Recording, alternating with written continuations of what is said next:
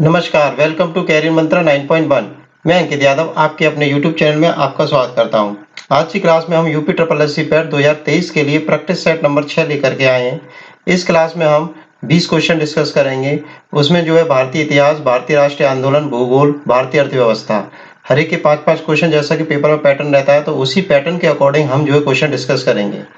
जब हम कम से कम 10 या 20 प्रैक्टिस सेट कंप्लीट कर लेंगे तो हमें आपको कंप्लीट पीडीएफ भी प्रोवाइड करा दूंगा। उसमें क्या है कि आप कोई रिवीजन भी कर पाएंगे। ठीक है, तो चलिए वीडियो शुरू करते हैं। वीडियो शुरू करने से पहले आप चैनल को सब्सक्राइब कर लीजिए, लाइक कर दीजिए, शेयर कर दीजिए और कमेंट बॉक्स में कमेंट भी कर दीजिए। ठीक है, तो चलिए वीडियो की तरफ चलते हैं और आज की क्लास के फर्स्ट क्वेश्चन को देखते हैं कि आज की क्लास का फर्स्ट क्वेश्चन क्या है। भारतीय इतिहास का फर्स्ट क्वेश्चन हम पढ़ने जा रहे हैं। फर्स्ट क्वेश्चन है, पुलकेशिन किस राज्य वंश के थे। ठीक है, तो किस राज्य वंश से जो है रिलेटेड है पुलकेशिन। ठीक है, ऑप्शन है चोल, चालुक्य, मौर्य या फिर गुप्त। तो इस क्वेश्चन का राइट आंसर हो जाएगा B option is right. Pulakeshin जो है चालुक्य वंश के थे। किस वंश के थे? चालुक्य वंश के थे। ठीक है, और जो पुलकेशिन है आपके द्वितीय है वो चालुक्य वंश के महान शासकों में से भी कहे जाते हैं। ठीक है, इसका जो साक्ष्य मिलते हैं वो एरोल अभिलेख से मिलते हैं। किससे मिलते हैं? एरोल अभिलेख से मिलते हैं। ठीक है, चलिए आगे चलते हैं, नेक्स्ट क्वेश्चन को देखते हैं। क्वेश्चन नंबर सेकंड क्या कह रहा है हमसे, निम्नलिखित में से प्राचीनतम राजवंश, सबसे पुराना राजवंश कौन सा है। ठीक है, इन चार में से, ठीक है, चार में से देखना सबसे पुराना कौन सा है। ऑप्शन है मौर्य वंश, नंद वंश, पल्लव वंश या फिर गुप्त वंश। तो इस क्वेश्चन का राइट आंसर हो जाएगा नंद वंश। ठीक है, बी ऑप्शन इज राइट।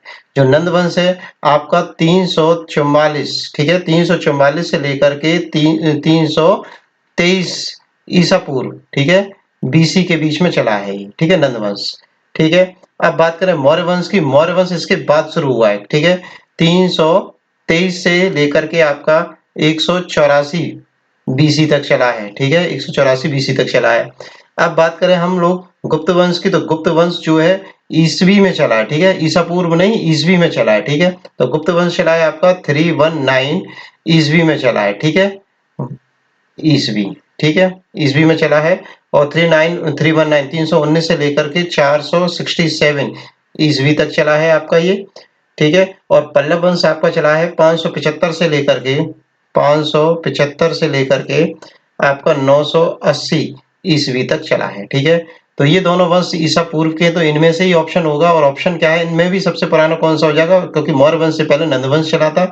नंद वंश के शासक धनानंद को ही हरा करके चंद्रगुप्त मौर्य ने मौर्य वंश की स्थापना की थी। ठीक है, तो इस तरह से नंद वंश इसका सही आंसर हो गया। नेक्स्ट क्वेश्चन देखते हैं हम लोग। कुतुबुद्दीन ऐबक गुलाम वंश का संस्थापक था। ठीक है, ये इसने बता दिया।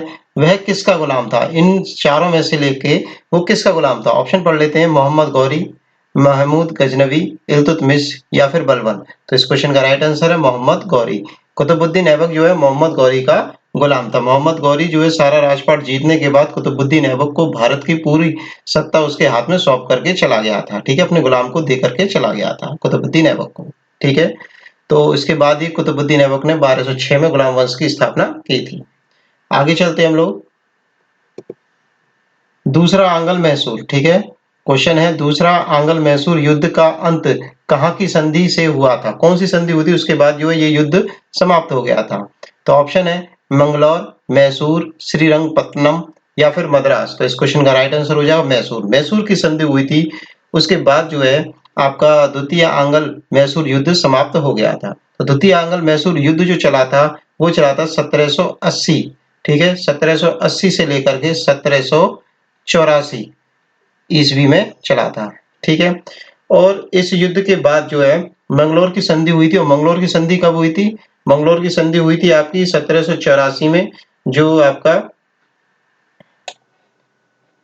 इस क्वेश्चन का जो राइट आंसर रहेगा, वैसे ज्यादा सही, वैसे मैसूर भी ठीक है, पर क्योंकि बात क्या है, जो मंगलोर है आपकी जो संधि हुई है वो मंगलोर में हुई थी। ठीक है, और मंगलोर आपका मैसूर कर्नाटक में स्थित रहता है। ठीक है, तो इस क्वेश्चन का बी ऑप्शन ज्यादा सही नहीं रहेगा, ए ऑप्शन ज्यादा सही रहेगा। मंगलोर की संधि हुई थी और जो ये संधि हुई थी 1784 में हुई थी। कब हुई थी? 1784 में हुई थी। और आपके जो गवर्नर थे उस समय लॉर्ड मार्केटनी और टीपू सुल्तान के बीच में हुई थी। ठीक है, तो इस तरह से इस क्वेश्चन का ज्यादा सही आंसर आपका रहेगा मंगलौर। ठीक है, आप मंगलौर आंसर लगाए। द्वितीय आंगल मैसूर युद्ध किसके कारण समाप्त हुआ था? मंगलौर की संधि के कारण समाप्त हुआ था। नेक्स्ट क्वेश्चन रहेगा हमारा, भारतीय प्रशासनिक सेवा, ठीक है, भारतीय प्रशासनिक सेवा किसके शासनकाल में प्रारंभ की गई थी? ऑप्शन है lord Dalhousie, lord Curzon, lord Bentinck या फिर लॉर्ड कॉर्नवालिस। तो इस क्वेश्चन का राइट आंसर हो जाएगा D option is right. Lord Cornwallis ने जो है भारतीय नागरिक सेवा या फिर भारतीय प्रशासनिक सेवा की स्थापना की थी। नेक्स्ट क्वेश्चन पे तरफ चलते हैं। अब राष्ट्रीय आंदोलन के क्वेश्चन शुरू हो रहे हैं। भारतीय राष्ट्रीय कांग्रेस का प्रथम अधिवेशन, ठीक है, फर्स्ट अधिवेशन किस शहर में आयोजित किया गया था? ऑप्शन है फर्स्ट वाला कलकत्ता, मद्रास, लाहौर या फिर बम्बई। तो इस क्वेश्चन का राइट आंसर हो जाएगा डी ऑप्शन इज राइट। ठीक है, बम्बई में जो है ये अधिवेशन प्रारंभ हुआ था। ठीक है, और ये जो आपका भारतीय राष्ट्रीय कांग्रेस का प्रथम अधिवेशन हुआ था वो कब से कब तक चला था? 28 से लेकर के 31 अगस्त 1885 को चला था। ठीक है, इतने टाइम पीरियड में चला था, 3 दिन चला था ये। ठीक है, 28, 29, 30, 31, 4 दिन, सॉरी। ठीक है, 4 दिन ये अधिवेशन चला था। और ये जो चला था, बम्बई का एक स्कूल था गोकुलदास तेजपाल संस्कृत कॉलेज। ठीक है, तेजपाल संस्कृत कॉलेज। और इसकी जो अध्यक्ष थे वो थे व्योमेश चंद्र बैनर्जी। व्योमेश चंद्र बैनर्जी ने इसकी अध्यक्षता की थी और इसमें प्रतिनिधियों ने जो भाग लिया था वो 72 प्रतिनिधि थी। ठीक है, नेक्स्ट क्वेश्चन है हमारा, क्वेश्चन नंबर 6 है सत्य शोधक सभा। ठीक है, सत्य शोधक सभा के संस्थापक महाराष्ट्र में कौन थे? ठीक है, महाराष्ट्र में पूछा जा रहा है, महाराष्ट्र में कौन थे? ऑप्शन पढ़ लेते हैं। फर्स्ट ऑप्शन है डॉक्टर बाबा साहेब अम्बेडकर, डॉक्टर आत्माराम पांडुरंग, गोपाल बाबा बाला या फिर ज्योतिबा फुले। तो इस क्वेश्चन का भी राइट आंसर फोर्थ ऑप्शन ही है, ज्योतिबा फुले। ज्योतिबा फुले ने जो है सितंबर, ठीक है, सितंबर 1873 में जो है किसानों के लिए और निचली जाति के लोगों के लिए सत्य शोधक सभा की स्थापना की थी। ठीक है, इसमें सत्य के बारे में ही, सत्य की खोज के बारे में ही बात की जा रही थी। ठीक है, चलिए आगे चलते हैं।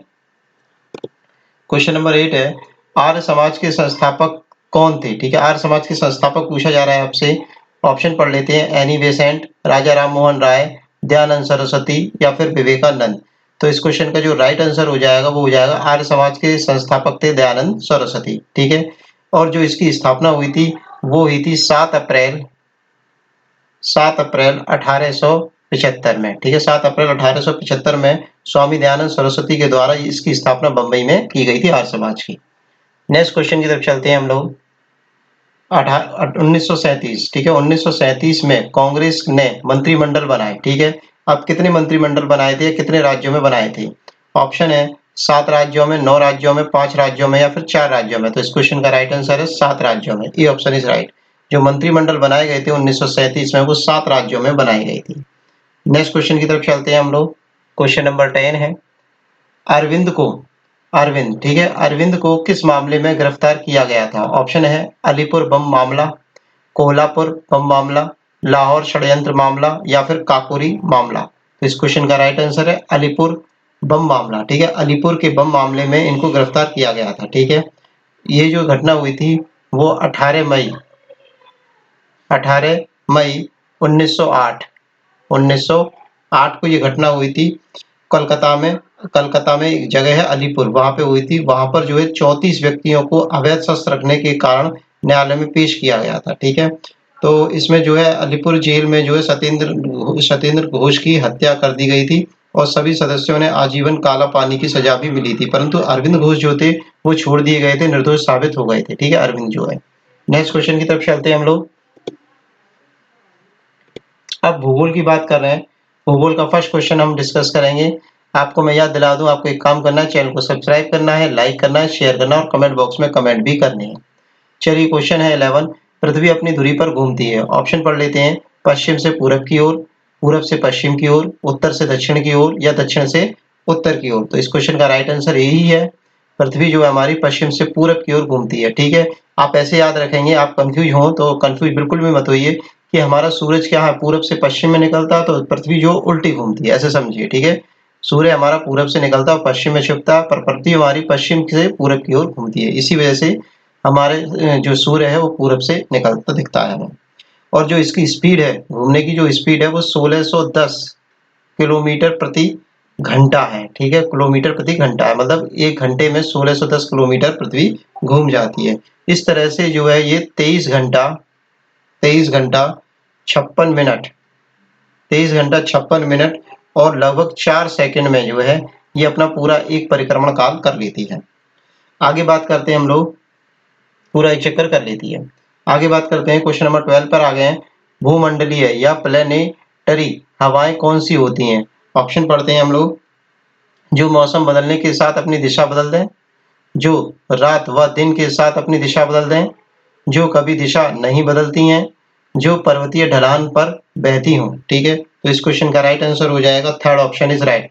जो कभी दिशा नहीं बदलती हैं उन्हें जो है भूमंडलीय या प्लेनेटरी हवाएं कहा जाता है। ठीक है, तो जो हवाएं कभी अपनी दिशा या डायरेक्शन नहीं बदलेंगी उनको जो है भूमंडलीय हवाएं कहते हैं। नेक्स्ट क्वेश्चन है हमारा, क्वेश्चन नंबर 13 है कावेरी जल विवाद। ठीक है, कावेरी नदी है, कावेरी जल विवाद किससे संबंधित है, किन किन राज्यों से संबंधित है? आंध्र प्रदेश तमिलनाडु, आंध्र प्रदेश कर्नाटक, कर्नाटक तमिलनाडु या तमिलनाडु पौंडचेरी। तो जो कावेरी जल विवाद है वो कर्नाटक और तमिलनाडु से रिलेटेड है। ठीक है, कर्नाटक और तमिलनाडु से ये रिलेटेड है। आगे बात करते हैं हम लोग, क्वेश्चन नंबर 13 के बाद है हमारा 14। भारत में सिलिकन घाटी, ठीक है, भारत में सिलिकन घाटी किस नाम, घाटी का नाम किसे दिया गया है? ऑप्शन है हैदराबाद को, मुंबई को, बेंगलोर को या फिर चेन्नई को। ये फेमस क्वेश्चन है, सभी को पता रहता है। सिलिकन वैली के नाम से फेमस है हमारा बेंगलोर। ठीक है, बेंगलोर को जो है सिलिकन घाटी के नाम से जाना जाता है। ठीक है, क्योंकि यहाँ पर क्या है, पूरा आईटी सेक्टर है, कंप्यूटर वगैरह, कंप्यूटर से रिलेटेड सारी बातें यहीं पर मतलब यहीं पर ही है। सारी फैक्ट्री या फिर प्रोसेसर वगैरह सब कुछ यहीं बनता है बेंगलोर में। ठीक है, और सिलिकन नाम क्यों पड़ा है? क्योंकि जो चिप वगैरह होती हैं वो सिलिकन की बनी होती हैं, तो इस तरह से सिलिकन घाटी या सिलिकन वैली इसका नाम पड़ा है बेंगलोर। क्वेश्चन नंबर 14 के बाद है 15 हमारा, भारत का सबसे बड़ा, ठीक है, भारत का सबसे बड़ा सौर शक्ति संयंत्र कहाँ पर है? ऑप्शन पढ़ लेते हैं, नागरकोइल में, जैसलमेर में, माधापुर में या फिर कच्छ के रण में। तो इस क्वेश्चन का राइट आंसर हो जाएगा 15 का राइट आंसर हो जाएगा नागरकोइल, जैसलमेर, माधापुर या फिर कच्छ का रण। तो इस क्वेश्चन का राइट आंसर हो जाएगा Madhapur. C option is right, Madhapur है इस क्वेश्चन का राइट आंसर।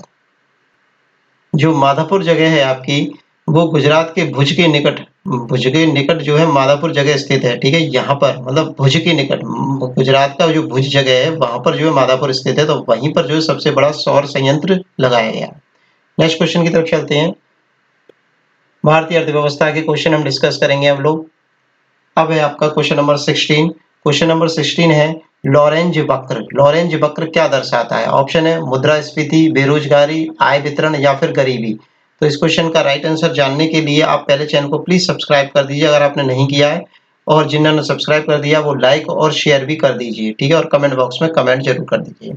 चलिए, क्वेश्चन था हमारा लॉरेंज वक्र क्या दर्शाता? तो जो लॉरेंज वक्र है वो हमारा आय के वितरण को दर्शाता है। ठीक है, थर्ड ऑप्शन इज राइट, आय के वितरण को दर्शाता है, अमीरी गरीबी को दर्शाता है। ठीक है, और ये जो वक्र दिया था 1905 में दिया था। कब दिया था? 1905 में मैक्स ओ लॉरेंज के द्वारा दिया गया था। ठीक है, और इस वक्र में क्या था कि 3 रेखाएं थी। ठीक है, 3 रेखाएं थी, तो उसमें क्या था कि एक रेखा इस तरह से आप समझिए, इस तरह से था ये वक्र, बस थोड़ा सा मैं समझाऊंगा। एक तो सीधी रेखा थी, एक ये नीचे से ये वक्र करती हुई रेखा थी। ठीक है, तो इस तरह से 3 रेखाएं हो गई, जैसे ये वाली हो गई और एक ये वाली हो गई और एक ये वाली हो गई। ठीक है, तो इस तरह से 3 रेखाएं थी, और ये जो ये वाली वक्र वाली रेखाएं थी इसी को बोला गया लॉरेंज वक्र। ठीक है, इतना याद रखिए, वैसे इसमें जाने की जरूरत नहीं है, आप बस ये ध्यान रखिए आय वितरण को दर्शाता है। क्वेश्चन नंबर 17 है निम्नलिखित में से कौन तृतीय क्रियाकलाप है? थर्ड नंबर का, खेती, विनिर्माण, डेयरिंग या फिर ट्रेडिंग। ठीक है, तो इनमें से कौन सा जो है थर्ड नंबर का जो है क्रियाकलाप है, मतलब बताना है आपको। तो इस क्वेश्चन का जो राइट आंसर हो जाएगा वो ट्रेडिंग हो जाएगा। क्या हो जाएगा? ट्रेडिंग। ट्रेडिंग जो है थर्ड नंबर का मतलब तीसरे नंबर का क्रियाकलाप है। ठीक है, तृतीय क्षेत्र है, ऐसे समझिए तृतीय क्षेत्र है। देखो फर्स्ट नंबर का क्षेत्र क्या होता है? कृषि वगैरह होती है। ठीक है, जो और सेकंड नंबर का है कृषि चीजों को यूज करके कोई भी प्रोडक्ट बनाना, वो सेकंड नंबर में आ जाता है। थर्ड नंबर पे आपका क्या आ जाता है? ट्रेडिंग वगैरह या फिर सेवाएं वगैरह आ जाती है। आगे चलते हैं हम लोग, क्वेश्चन नंबर 17 के बाद 18 पर आ गए हैं। निम्नलिखित में से किसने राज्य में गरीबी के लिए एक मुफ्त घरेलू बिजली कनेक्शन योजना प्रकाश तो विकास है की शुरुआत की? योजना का क्या नाम है? प्रकाश। यहाँ से मैं करते हैं प्रकाश तो विकास है, यहाँ तक। ठीक है, ये लाइन जो है, ये योजना जो है किसने शुरू की थी? ऑप्शन है झारखंड ने, असम ने, उत्तर प्रदेश ने, या फिर मध्य प्रदेश ने? तो इस क्वेश्चन का राइट आंसर हो जाएगा उत्तर प्रदेश। उत्तर प्रदेश ने ये योजना शुरू की थी कि प्रकाश है तो विकास है। ठीक है, नेक्स्ट क्वेश्चन देखते हैं। भारत में नई कृषि रणनीति, ठीक है, नई कृषि की रणनीति कब शुरू की गई थी? ऑप्शन है 1956 में, 1966 में, 1976 में या फिर 1986 में। तो इस क्वेश्चन का राइट आंसर हो जाएगा सेकंड ऑप्शन इज राइट, 1966 में। 1966 1966 से लेकर के 67 के बीच ये नई कृषि रणनीति आई थी। ठीक है, और इसमें जो है गेहूं के उच्च किस्म के उत्पादन के लिए बढ़ावा किया गया था और हरित क्रांति वगैरह का भी यही कारण बनी थी। आगे चलते हैं हम लोग। क्वेश्चन नंबर 20 है, आरबीआई का मुख्यालय कहाँ है? बहुत अच्छा क्वेश्चन है, बहुत फेमस क्वेश्चन है, बहुत इंपॉर्टेंट ही क्वेश्चन है। ठीक है, तो आरबीआई का मुख्यालय कहाँ है? ऑप्शन पढ़ लेते हैं। दिल्ली में, कानपुर में, मुंबई में या फिर नासिक में। सभी को शायद पता ही होगा। इस क्वेश्चन का right answer third option is right, Mumbai. तो आरबीआई का मुख्यालय आपका कहाँ पर है? मुंबई में स्थित है। ठीक है, और आगे देखते हैं। आगे अब क्या है, क्वेश्चन फिनिश हो गए। आपको जैसा कि पता ही है, आपको चैनल को सब्सक्राइब कर देना है, लाइक कर देना है, शेयर कर देना और कमेंट बॉक्स में आपको अपने कमेंट भी कर देनी है। Thanks for watching video, take care, bye bye, धन्यवाद।